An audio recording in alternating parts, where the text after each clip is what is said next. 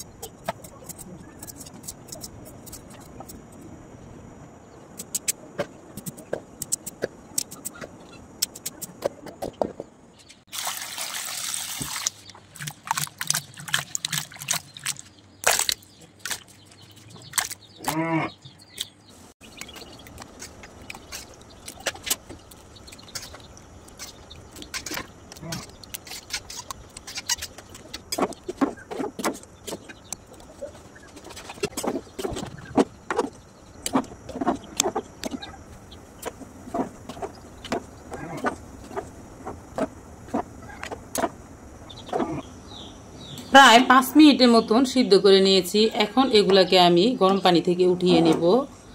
আর 5 মিনিটের মতন সিদ্ধ করে নিলে কিন্তু এই যে এটা যে একটা চুলকানি ভাব আছে সেটা চলে যাবে, সেটা আর থাকবে না। আর উপরের কষটাও কিন্তু চলে যাবে। এই যে লালচে লালচে পানিটা দেখতে পাচ্ছেন, এখন রান্না করলে কিন্তু এটা খুব সুন্দর একটা কালার ধারণ করবে।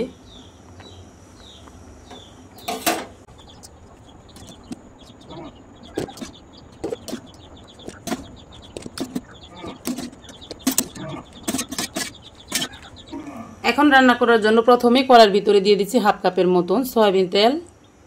আপনারা চাইলে সরষের তেল দিয়েও রান্না করতে পারবেন।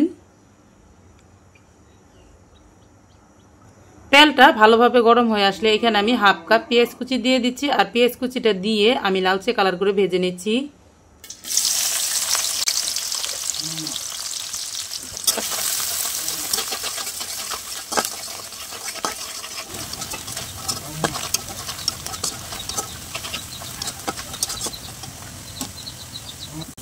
পেঁয়াজটা খুব ভালোভাবে ভাজা হয়ে গেছে। আপনারা তো সবাই জানেন আমি সব কিছুতে বাটা মশলা ব্যবহার করি।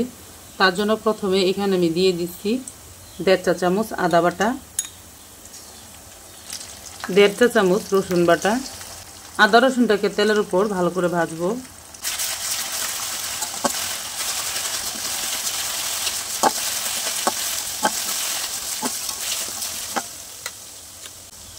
আমি আজকে বাটা মরিচ ব্যবহার করব 1.5 চা চামচ, আপনারা চাইলে মরিচের গুঁড়াও দিতে পারেন। এখন দিয়ে দিচ্ছি 2 চা চামচ লবণ, 1 চা চামচ হলুদের গুঁড়া, জিরা সহ সব ধরনের বাটা ও গরম মশলা দিয়ে দিচ্ছি 1.5 চা চামচ।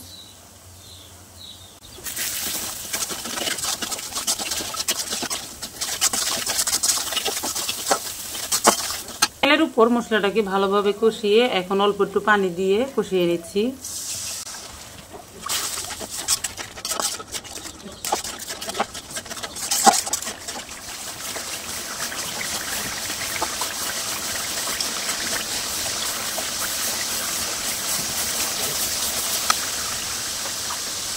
মশলাটা খুব ভালোভাবে কষানো হয়ে গেছে। এখন এখানে দিয়ে দিচ্ছি আমি মুরগির মাংস। মাংসটাকে এখন ভালোভাবে কষিয়ে নেব।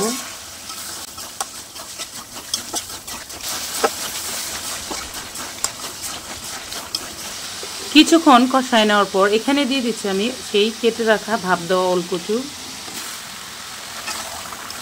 মাংসের সাথে কচুটাকে খুব ভালো করে এখন কষিয়ে নেব।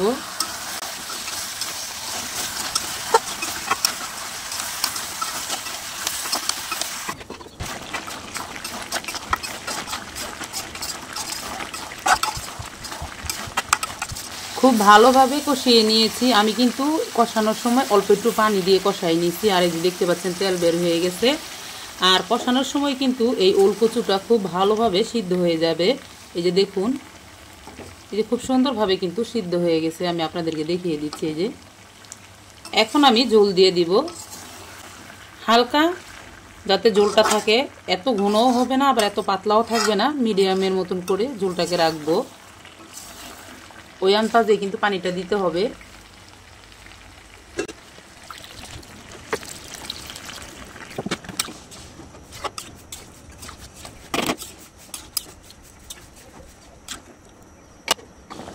এখন আমি উপর দিয়ে দিচ্ছি 3 থেকে 4টা কাঁচা ঝাল।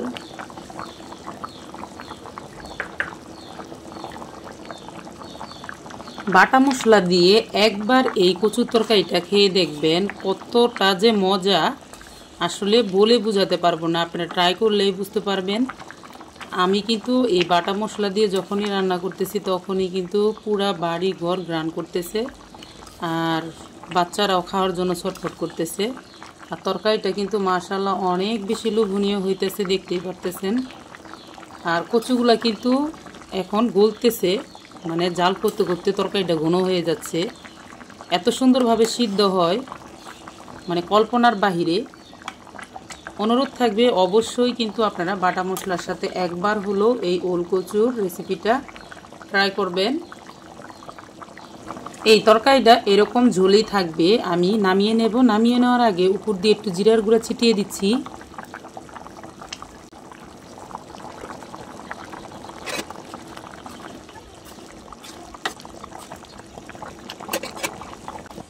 মাশাআল্লাহ প্রিয় দর্শক, আজকে কিন্তু ফাইনালি আমার তরকারিটা একদম রেডি।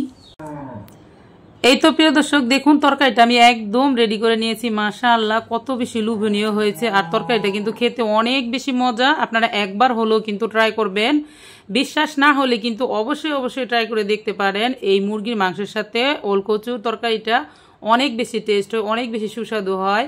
আর দেখতে পাচ্ছেন আজকের রেসিপিটা কিন্তু অনেক বেশি ভালো হয়েছে। যদি আপনাদের কাছে ভালো লাগে বা আপনার কোনো উপকারে আসবে বলে মনে হয়, তাহলে কিন্তু আমার ভিডিওটিতে একটি লাইক দিয়ে দিতে পারেন। আর বেশি ভালো লাগলে চ্যানেলটিকে সাবস্ক্রাইব করে রাখতে পারেন। আমার নতুন ভিডিও পাওয়ার জন্য অবশ্যই পাশে থাকা বেল বাটনটি অন করে দিবেন। তবে আজ এই পর্যন্তই, আর একদিন চলে আসবো নতুন কোনো রেসিপি নিয়ে ইনশাআল্লাহ। ততক্ষণ পর্যন্ত আপনারা সকলেই ভালো থাকবেন। সকলকে জানাই অসংখ্য ধন্যবাদ। আল্লাহ হাফেজ।